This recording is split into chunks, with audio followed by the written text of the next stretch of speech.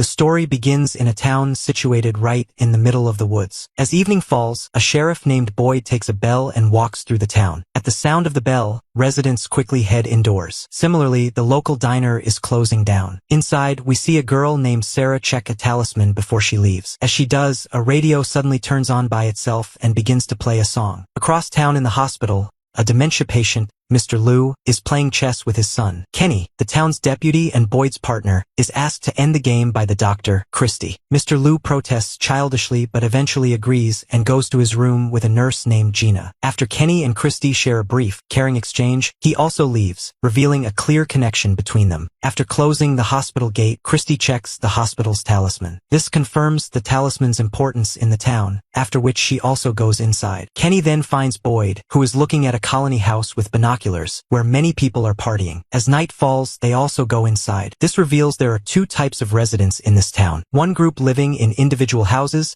and another living together in the colony house. Boyd then heads to his station, where a board reads Nights Without Incidents. 96. The nature of these dangerous incidents remains a mystery. In the town's bar, a man named Frank is passed out drunk. After a failed attempt to rouse him, the bartender checks his talisman and leaves Frank there. Frank never makes it home, where his wife, Lauren, and daughter, Megan, are waiting. Frustrated with her husband, Lauren eventually locks the doors for the night. Later that night, Megan is in her room when she hears her grandma's voice calling from the window, asking to be let in from the cold. Lauren rushes to stop her. Despite noticing the figure doesn't look exactly like her grandmother, Megan opens the window. The figure instantly transforms into a monster, bursts into the room, and attacks Megan. The next morning, we see a couple, Jim and Tabitha, Tabby, in an RV with their teenage daughter, Julie, and young son, Ethan. On the way, Julie tries to scare Ethan with a monster story, but Tabby reassures him. It's also clear that Julie seems distant from her parents. Back in town, Frank wakes up and returns home to find a large crowd gathered outside. Boyd angrily confronts him, slaps him, and takes him upstairs to show him the bodies of Megan and his wife, whom the monsters had brutally killed. A distraught Frank begins to cry. Boyd, wanting to kill him, is stopped by Kenny. As Boyd comes downstairs after telling Kenny to jail Frank, he meets Father Catry. Boyd tells him to go upstairs, then emotionally takes the talisman from the house and leaves. As established, the talisman acts as a protective ward, preventing the human-like monsters from entering a home. However, it is useless if someone inside, like Megan, opens a door or window. We then rejoin Tabby and her family on their journey. They find their path blocked by a fallen tree.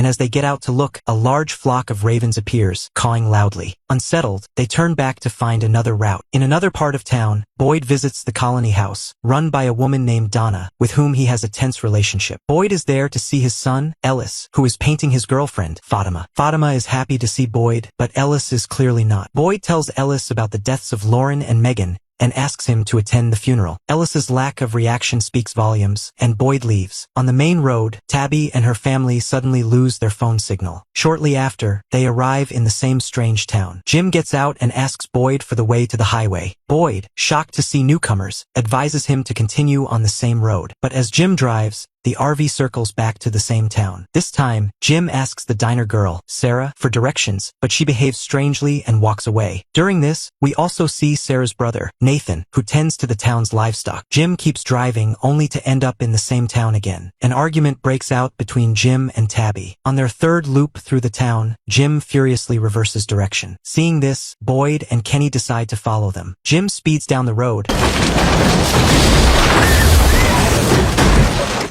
but a car suddenly appears, causing the RV to swerve, crash into the trees, and tip over. Jim and his family are injured. A rod has pierced Ethan's leg, and Tabby is unconscious. The other car's driver, Toby, gets out and vomits. Boyd and Kenny had been setting up a spike strip to stop Jim's RV and explain the town's reality. Seeing Toby's condition, Boyd immediately sends him to the hospital with Kenny and runs toward the crash. At the hospital, Christy instructs Gina to bandage Toby, and then heads to the accident with Kenny. Boyd, having reached Toby's car, car, finds another man, a heavily intoxicated Jade, inside. Since he isn't seriously injured, Boyd handcuffs Jade to the car and goes to the crashed RV to help Jim's family. On their way to the crash site, Kenny, Father Katri, and Christy meet Ellis, who joins them. They find that Boyd has already pulled Julie from the RV. Katri stays with Jade while Kenny and Christy help Boyd rescue Tabby and Jim. Ethan, however, is more seriously injured and remains unconscious. With night approaching, Boyd and Christy decide to treat Ethan in the RV overnight, using the talisman from Megan's house for protection. He insists the rest must return to town, stating he doesn't want to bury any more children. Jim reluctantly agrees, but Tabby can't leave Ethan. Jim decides to stay, sending Tabby and Julie back to town with Kenny, Katri, and Ellis. Meanwhile, back at the hospital, Sarah approaches Toby, kisses him, apologizes strangely,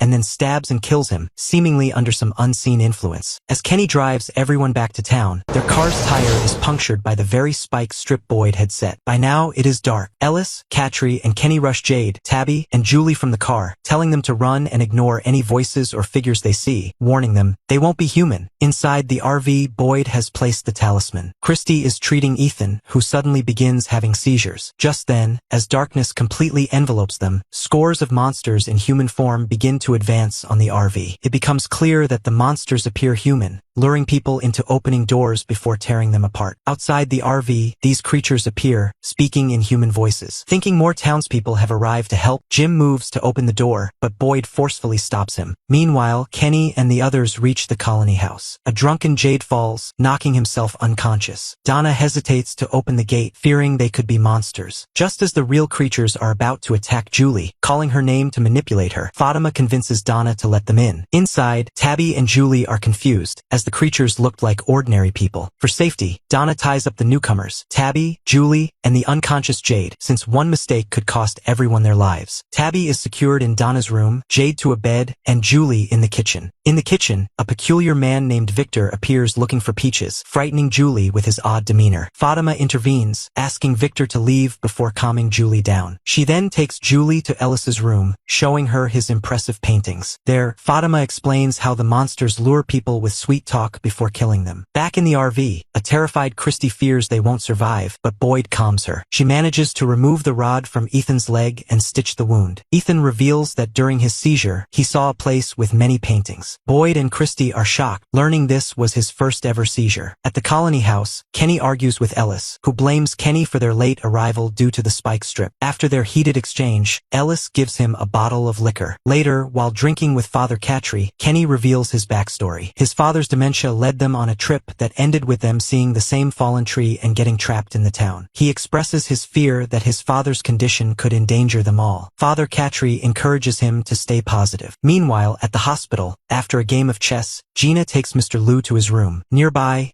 Sarah has killed Toby, repeatedly apologizing and claiming it was the only way to save everyone. She then leaves the room. In her room, Donna explains to a disbelieving Tabby that everyone in town arrived the same way, seeing a cursed tree and a flock of ravens before becoming trapped. She tells Tabby she's lucky they arrived during the day. Donna then shares the story of her fearless sister. When they got stuck at night, a man stood in front of their car. Her sister got out to confront him, not knowing he was one of the creatures. The monster tore her apart while the others joined in, torturing her all night as Donna listened to her screams. Donna concludes that the monsters don't just kill, they hunt and torture for sport. We then see Victor drawing in his room, perhaps the place Ethan saw during his seizure. The night passes and morning arrives. In the RV, everyone has survived. Boyd, Christy, and Jim carry Ethan outside and reunite with the rest of the family, who are overjoyed to see them. Elsewhere, Sarah confesses to her brother, Nathan, that Voices promised she could go home if she killed Toby, and left the hospital door open. Nathan tries to manage her strange behavior. Because Sarah left the door open, Christy, Kenny, and Katri enter the hospital to find the mutilated bodies of Mr. Liu, Gina, and Toby. They are unaware that Sarah is Toby's killer. Devastated, Kenny embraces his father's body. Later,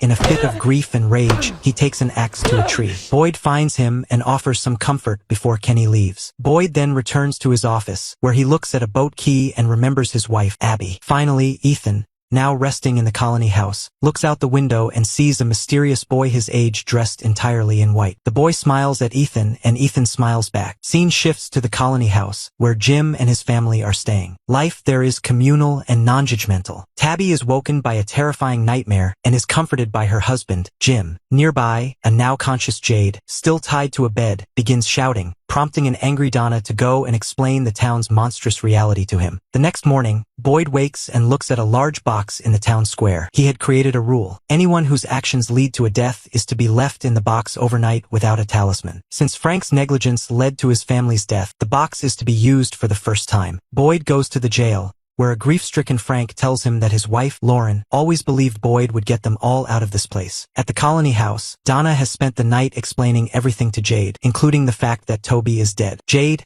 however, refuses to believe her, convinced he's in an elaborate prank or reality show. He cheerfully borrows a girl's bicycle to explore the set. During his ride, Ethan again sees the boy in white. They exchange a quiet hi, an interaction unseen by anyone else. At the diner, Mrs. Liu, Kenny's mother, puts on a brave face while cooking for the town, but she is secretly devastated by her husband's death. Sarah, who works at the diner, arrives, her role in the previous night's tragedy still a secret. Later, Father Katri meets with Jim and Tabby to explain their choice. Live freely in the communal colony house or take a private house in the town. Ignoring Julie's desire to stay at the colony house, Jim and Tabby immediately choose the town. An angry Julie storms off. Katri then takes the couple to see an empty house. Jade, still treating everything as a joke, cuts the line at the diner to get food. The other townspeople, including Kenny and Sarah, find his behavior bizarre, with Sarah muttering that he'll be killed soon. When Sarah spots her brother, Nathan, she quietly tells him to leave before he draws suspicion to her. Katri shows Jim and Tabby their new house, reminding them to always follow the rules. They see the box meant for Frank, and Katri explains its purpose. He then leads them to the house, which is the same one where Lauren and Megan died. Inside, the sight of the blood-stained walls in Megan's room is too much for Tabby. Crying, she comes outside,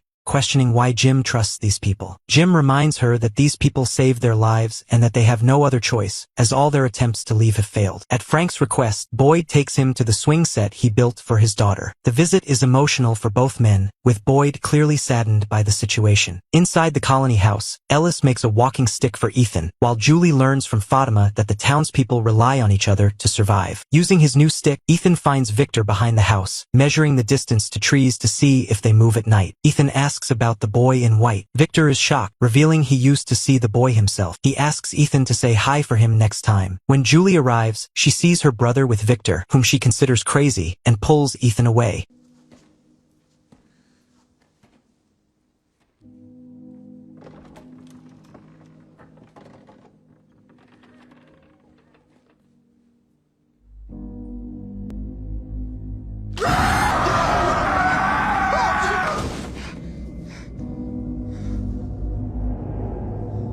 Meanwhile, a carefree Jade discovers a storage bunker. Inside, he finds the crushed body of a man under a large rock. The corpse suddenly screams at him, causing Jade to fall back in terror. He sees a strange symbol on the ceiling, but a moment later, everything is normal again. Laughing it off as part of the game, he emerges, thinking he needs to find clues to escape. Boyd, conflicted, visits Father Katri at the church for the first time. He admits he never intended to use the box, creating it only as a deterrent. He doesn't want to sentence Frank to death. Katri argues that if Boyd breaks his own rule, order will collapse. He reminds Boyd that since his arrival and the discovery of the talismans, deaths have nearly stopped, leading to the 96 days without incidents. Katri also points out that the talisman's effectiveness in vehicles was proven by the incident with Jim's family. Enraged that a priest is encouraging this, Boyd insults Katri and storms out, going straight to Frank to give him the talisman. Boyd then heads to the town meeting, where Jim's family must publicly declare their choice. The choice is represented by a flower, colony house, or a stone, town. To everyone's shock, Frank arrives and returns the talisman to Boyd. He declares that he accepts his fate, not wanting to burden Boyd or undermine the rules that keep everyone else safe. The crowd is moved, but Jade, thinking it's all an act, begins laughing and clapping, and furious Boyd grabs him and forces him to choose. Jade picks the stone, the town. As Kenny leads him away, Jade threatens Boyd, unaware his life is already ruined. Jim, Tabby, and Ethan officially choose the town. However, Julie, angry that her parents ignore her, chooses the colony house for freedom. Tabby protests, but the decision is final. Boyd promises her that his son, Ellis,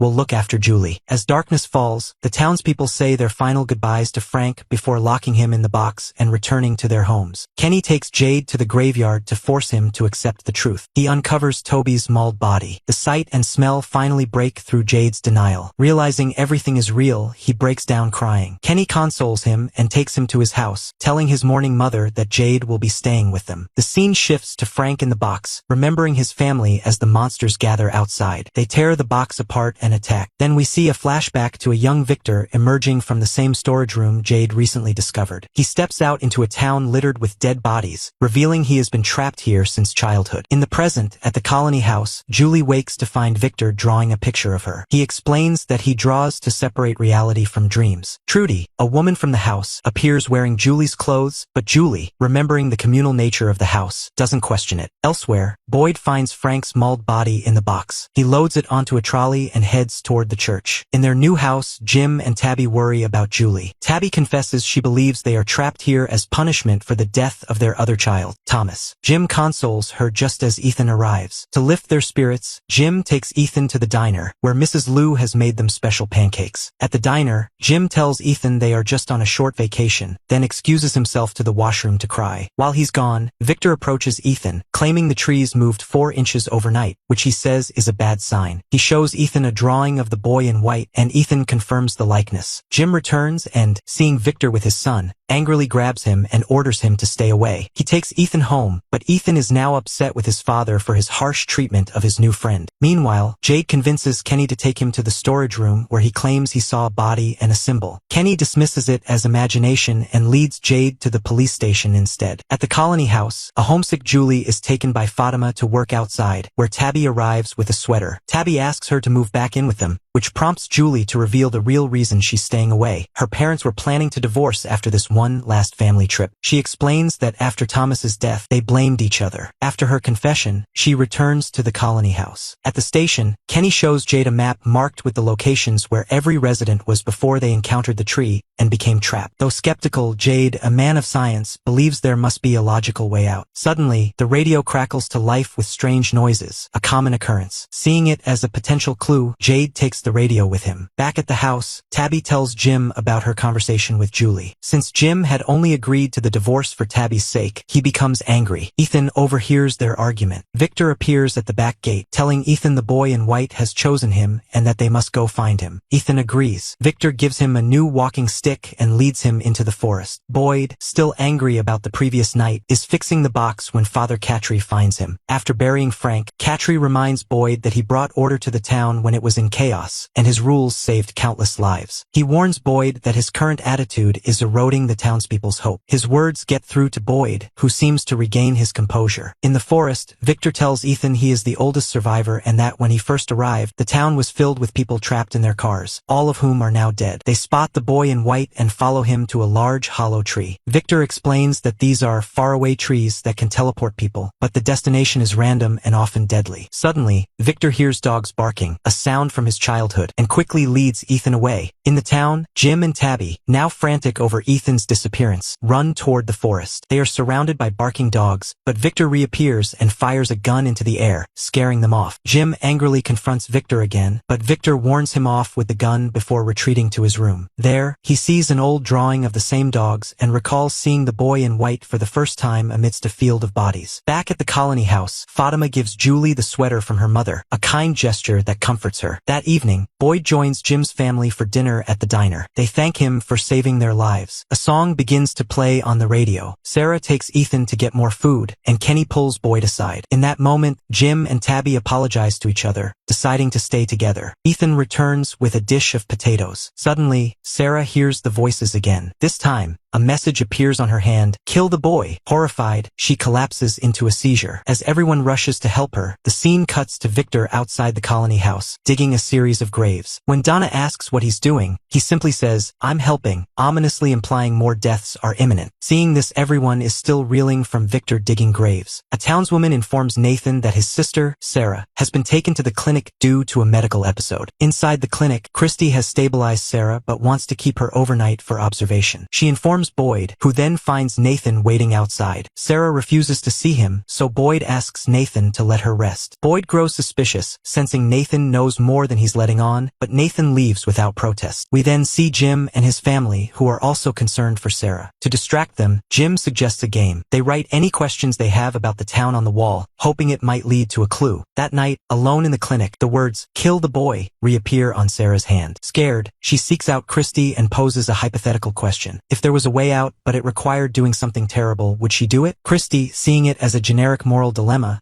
says yes, agreeing that a bad act might be justified if it benefits everyone. Their conversation deepens, revealing that Christy and Kenny have feelings for each other, but Christy is hesitant because she is engaged to a woman named Marielle in the outside world. She fears that if they ever escape, a relationship with Kenny would be a betrayal. Sarah understands, sharing that her brother, Nathan, has always protected her, especially from an abusive ex-boyfriend. They talk through the night. The next morning, Nathan arrives to take a departing Sarah home. At the colony house, a worried Julie confides in Fatima that she misses her life and the people in it. Fatima tells Ellis, and they decide to cheer her up by taking her to a beautiful, hidden lake that Ellis discovered. There, Julie asks Fatima how she stays so positive. Fatima shares that she is from Iran and that on her birthday years ago, her father, a preacher, was murdered by his enemies. This taught her that there are monsters everywhere and life is unpredictable, so she chooses to live without fear. We then see Boyd's hand begin to tremble as he experiences a seizure-like tremor. Worried that he, Ethan, and Sarah are somehow connected, he decides to visit his wife Abby's grave. He asks Kenny, the town's deputy,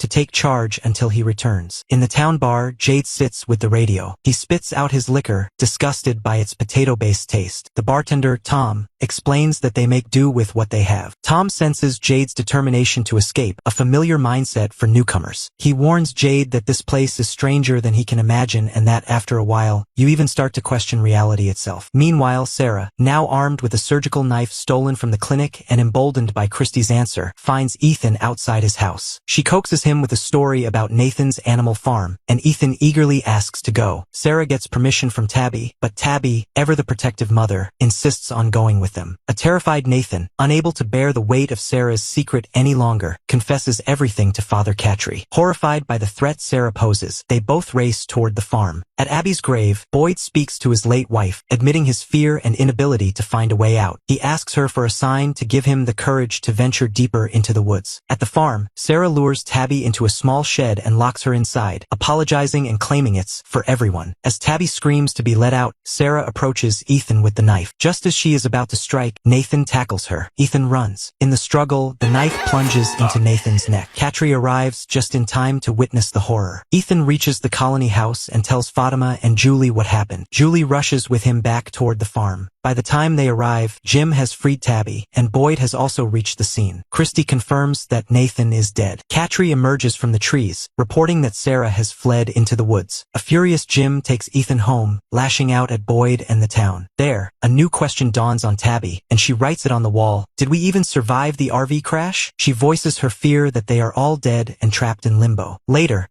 at the diner, a guilt-ridden Christy tells Boyd she feels responsible for Nathan's death. Boyd reassures her, saying Sarah was already on this path. Just then, a song begins to play on the radio, its lyrics eerily mirroring their situation. Boyd takes it as the sign he asked for from Abby and leaves with renewed purpose. Jade plans to build a radio tower by scavenging batteries from all the cars, hoping to contact the outside world. Meanwhile, Tabby goes to Father Catry, theorizing they are in limbo. Catry disagrees, believing they are alive but trapped in a place separate from the world. She also reveals that Ethan is terrified of Sarah and confused by her actions. Everyone assumes Sarah died in the forest after she fled. However, after Tabby leaves, Catry descends into the church basement, revealing a shocking secret. He has Sarah tied to a chair, proving he lied about her fate. Meanwhile, Boyd finds Kenny. After learning about Sarah, Kenny mentions his mother saw Sarah as a daughter, but Boyd, dismissing this, announces his plan to enter the forest alone to find a way out. The news enrages Kenny, who storms off, leaving Boyd confused. Later, Jim and Tabby make a shocking discovery in their house. The wire of a table lamp is fake, yet their appliances still work perfectly. This discovery leads them to question the source of the town's power. Just then, Jade arrives with his gathered equipment, seeking Jim's help to build the radio. We cut back to Catry and Sarah. Catry explains he is hiding Sarah to protect her from the box, the town's punishment for causing Nathan's death. Since Nathan had confessed to hearing voices, Catry believes Sarah's own voice voices could genuinely help the townspeople and begins to question her. Outside Colony House, Julie finds a bouquet of flowers and takes it inside. Elsewhere, Tabby and Ethan bring the belongings of the deceased to the diner, a room that serves as a memorial for the dead. There, Tabby is shocked to find a familiar bracelet. Back at her house, her eyes fall on the flickering lamp. Driven by this new mystery, she and Ethan trace the wiring to the basement floor and begin digging, discovering the cables run impossibly deep into the earth. Jade and Jim take batteries and wires to a large tree to set up an antenna. As Jim climbs, Jade is suddenly overcome by a terrifying hallucination. The tree is filled with hanging corpses, blood drips onto him, and he sees the mysterious symbol again. A man appears and starts shooting at him, causing Jade to flee into the forest. Jim snaps him out of it, confirming none of it was real. Sarah tells Katri the voices promised to help everyone escape if she helped them first. She explains that the voices earned her trust by correctly predicting the simultaneous arrival of 2 cars. They also warned that this event had happened before, resulting in the town's entire population being wiped out, and it would have happened again if she hadn't listened. Katri realizes Sarah may be the key to their escape. Just then, she hears the voices again and asks for paper. By now, Jim has placed the antenna, but they get no signal. Haunted by the symbol, Jade goes to the diner and draws it. Mrs. Liu sees it, takes Jade to the memorial room, and shows him a diary from 1972 containing the same symbol. Jade is stunned. Sarah has also drawn something, a child on a UFO. Sarah reveals the voices told her something only he would know, that he buried a bag on his first day in town. Katri is visibly shaken. Boyd, still troubled by Kenny's anger, seeks out Christy. He speaks with Christy, who explains that Kenny sees him as a father figure and fears losing him. Understanding now, Boyd finds Kenny and initiates a game of catch, explaining that he's getting older and needs to find a way out while he still can. He admits his fear and tells Kenny he is grooming him to be his successor, which earns Kenny's blessing for the journey. When Jim returns home, he finds Tabby frantically digging in the basement. He learns her distress is caused by the bracelet. She reveals she made it for him years ago from his father's shoelace, but he lost it at the hospital when their daughter, Julie, was born. Its impossible presence in the town is what unhinged her. Shocked, Jim joins her in digging. Meanwhile, a nervous Katri digs up the bag he had hidden. Inside are wine, a blood-stained shirt, and a chocolate bar with the exact logo Sarah drew. The sight gives him an anxiety attack. The episode concludes at Colony House, where a resident named Kevin speaks through a window to a monster named Jasmine. She holds a bouquet of flowers, revealing he is the one who has been leaving them. Jasmine sweetly coaxes him to let her in, but he resists. Colony House is being decorated for a party celebrating the 1-year anniversary of Fatima's arrival, thrown in her honor for keeping everyone's spirits up. The celebration is bittersweet for Ellis, who is mourning his mother, Abby, and starts drinking before the party even begins. Before nightfall, Kevin once again leaves flowers outside for Jasmine. Meanwhile,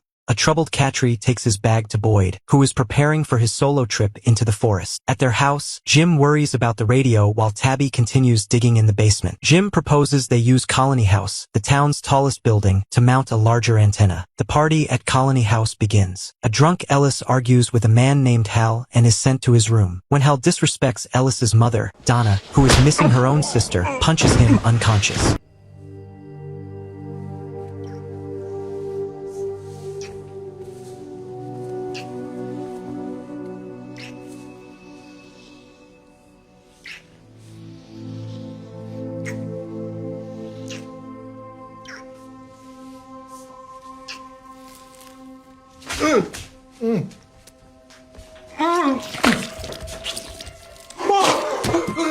Upstairs, Kevin talks to Jasmine through a window. She threatens to leave him for not letting her in, and in his desperation, he opens it. As they are about to kiss, she transforms and kills him, allowing more monsters to swarm into Colony House. At the party, Julie seeks out Victor in his room to ask him about the town. Meanwhile, Katri shares his story with Boyd. He was a priest who, racked with guilt over a child's death he felt he could have prevented, was on the verge of suicide when he heard a sound, followed his car, and ended up in the town. He carried the child's uneaten chocolate bar with him as a constant reminder. Katri had never shared this story before. He then reveals his secret about Sarah, explaining how the voices told her about his hidden bag, and argues she may be their only way out. Boyd is initially furious that Katri is protecting Sarah after demanding Frank be put in the box for breaking the rules. Katri insists the situation is different, pleading with Boyd to to understand that Sarah's unique connection to the town is their best hope for escape. Jade, still disturbed by the symbol, re-examines the diary and finds an old photo of a man taken in the town. In the background, a young Victor is visible, implying Victor may know more about the symbols and the past. As screams erupt from the party, Victor senses the attack. This explains why Victor was seen digging graves in a previous episode. He somehow knew people were going to die. He lowers a rope from his window, gives his lunchbox to Julie, and they climb down. Inside, the monsters have killed Trudy and many others. Donna and Fatima rush the survivors toward an emergency van. When a monster corners Ellis, he leaps from a window, breaking his arm. Fatima pulls him into a space between two doors and places a talisman, which creates a safe pocket from the creatures. After climbing down,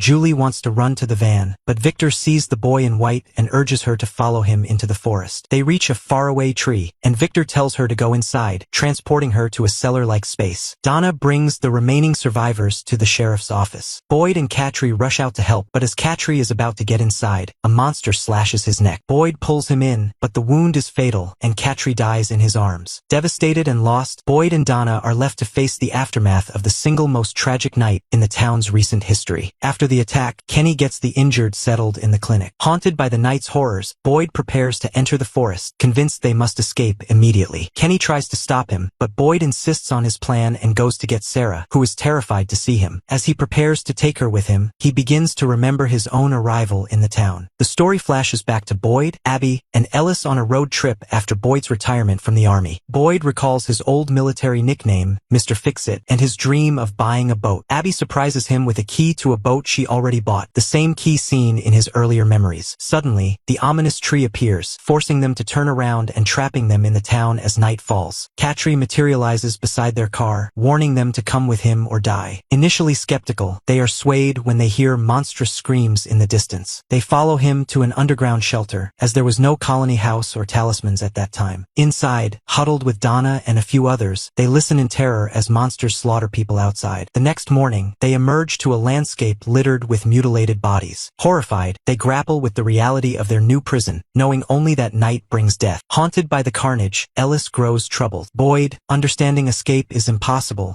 decides to make the town livable. He rallies the survivors, but no one dares venture into the forest for supplies. Boyd goes alone. Meanwhile, Ellis notices Abby is disturbed, staring blankly and mentioning a strange dream. After Boyd returns with a goat and chickens, Ellis begs him to spend more time with Abby, but Boyd is focused on survival, underestimating Abby's distress because he believed she was strong. He dismisses Ellis's concerns and returns to the forest to mark a trail. There, he spots a dog with a collar and follows it deep into the woods, getting lost as night falls. Surrounded by monsters, Boyd falls into a cave. The creatures approach but then leave, and he discovers the cave is filled with talismans marked with protective sigils. He realizes these are the key to saving everyone. He rushes back to town at dawn, drawn by the sound of gunfire. He finds Abby shooting the townspeople, convinced they are all trapped in her dream, and that killing them is the only way to wake up. She turns the gun on Ellis, but Boyd is forced to shoot and kill her to save their son. This is the root of Ellis's resentment. He blames Boyd for first neglecting his mother and then killing her. The story returns to the present. Boyd, taking Sarah into the forest, admits he doesn't trust her but is acting on Katri's faith. Ellis is furious to see Sarah, Nathan's killer, but Boyd tells him to trust the plan, insisting she is their only hope. He sends Ellis away and ventures into the forest with Sarah. Back in town, Donna takes charge of the survivors. Jim rallies everyone to help build the radio antenna, and the community begins collecting wires and batteries, united by their shared desperation to escape. Boyd leads a handcuffed Sarah deeper into the forest, his distrust for her still evident. He presses her to explain why she trusted the voices. Sarah breaks down, screaming that the voices warned her that if she didn't obey them, Nathan and then everyone else would die. She believes the massacre happened because she failed to kill Ethan, and Nathan's death was the consequence. Understanding her situation a little better, Boyd uncuffs her. They reach the cave where Boyd found the talismans and decide to shelter there for the night as evening approaches. Meanwhile, back in town, the survivors of the colony house attack are scattered among different homes and the sheriff's station. Donna notices a resident named Eric seems depressed but dismisses it. The next morning, she discovers Eric has killed himself, devastating the tight-knit colony house family. A grief-stricken Donna goes to Colony House, where Jim and Kenny are gathering wood for the radio antenna. Inside, Fatima confides in Ellis, worrying that even if they escape, the trauma will make it impossible to believe they are truly home. Ellis reassures her. Boyd and Sarah continue their journey. Sarah voices a theory. Perhaps the more they want to escape, the more the forest traps them. They follow a strange noise and find a tree hung with countless bottles containing messages. As Boyd reaches for one, Sarah hears the voices again, screams, and collapses in a seizure. In town, Ethan studies Victor's drawings for clues. To distract him, Tabby starts a game. At Colony House, Jim and Jade grapple with the fact that all their scavenged batteries are dead, leaving them with no way to power the radio. When Jade brings up Victor, Jim snaps at him for losing focus. Frustrated, Jade leaves to find another power source, suspecting Victor knows more than he lets on. Donna, still reeling from Eric's death, fears the radio failing will lead to more suicides. Overwhelmed by this thought, she grabs an axe and begins destroying the floor of Colony House. Jim and Kenny calm her down, and she retreats to Tom's bar. Later, Kenny checks on her before meeting Christy, who is also grieving Eric. Fearing she might lose Kenny too, Christy makes him promise not to do anything drastic if he ever feels broken. Jade brainstorms with Mrs. Liu when a light bulb gives him an idea. Jim returns home to find Tabby, Julie, and Ethan digging in the basement. Happy to be with his family, Julie convinces him to join them, and the four dig together, determined to find the source of the town's electricity. That night, Sarah wakes up in a tent Boyd has set up, protected by a talisman. Boyd shows her a note he retrieved from one of the bottles, which simply reads, 1864. Sarah reveals the voice she heard this time was different, a woman's, and it had a message for Mr. Fix-It. She was wrong about this place, and there are things in the forest far more terrifying than the monsters. Boyd is stunned, not knowing how Sarah knew his old nickname. Suddenly, something massive begins dragging their tent through the woods, the talisman seemingly useless against it. A blinding white light flashes outside, leaving Boyd and Sarah trapped and terrified. Boyd and Sarah remain in their tattered tent until morning, terrified. When they emerge, they find themselves in a clearing covered in massive spiderwebs. It seems Sarah's warning about things more dangerous than the monsters was true. Back in town, Jade proposes a solution to power the radio. They can charge the dead car batteries by connecting them to the town's mysterious electrical circuit using a web of light bulbs. Excited by the plan's potential, Jim rallies the townspeople to gather all the wires they can find. Kenny finds Christy pulling wires from an ambulance. He shows her a list of places he wants to travel with her when they escape, but she gently tells him she is engaged, leaving him heartbroken. Elsewhere, Ellis proposes to Fatima, and she joyfully accepts. In the forest, Boyd and Sarah navigate the webs, heading toward the light they saw. Boyd hopes it's a searchlight, a sign of rescue, but Sarah urges him to turn back, convinced it's a trap. She theorizes the female voice she heard was Abby's, as Abby was one of the only people who knew Boyd's Mr. Fix-It nickname. Boyd dismisses it, but then he hears a woman's voice calling for help. He pushes through the webs and sees a vision of Abby trapped, though Sarah sees nothing. When he approaches, the vision of Abby attacks him before vanishing. This terrifying encounter proves the forest can manipulate their minds. Spiders swarm and bite Boyd, but Sarah helps him get them off. Meanwhile, at Colony House, Ethan tells Jim that Victor has gone to find something important. As the radio tower nears completion, Jade visits Mrs. Liu, who is grieving her husband. He shares his own story of loss, telling her he sees his late grandmother in her and promising to stay by her side. Moved, Mrs. Liu hugs him, and they pray together. In the forest, the spider bites take their toll, and Boyd begins to weaken as they climb a steep cliff toward the light. A thunderstorm rolls in, and Boyd, exhausted, urges Sarah to go on without him. Panicked as darkness falls, Sarah is suddenly confronted by the boy in white. He tells her Nathan's theory was correct and that